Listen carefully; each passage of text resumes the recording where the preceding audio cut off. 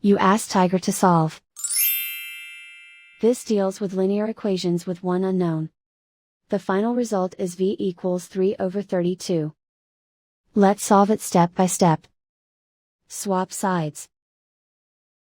Group all constants on the right side of the equation.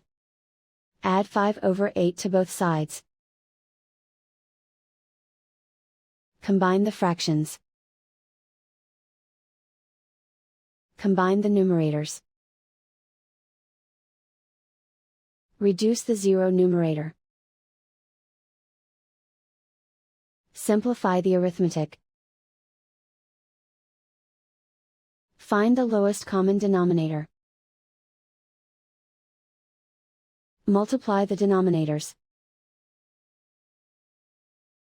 Multiply the numerators. Combine the fractions. Combine the numerators. Isolate the v. Multiply both sides by inverse fraction 3/4.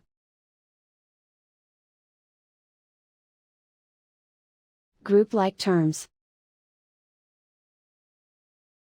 Multiply the coefficients. Simplify the fraction. Multiply the fractions. Simplify the arithmetic. And so the final result is v equals 3/32.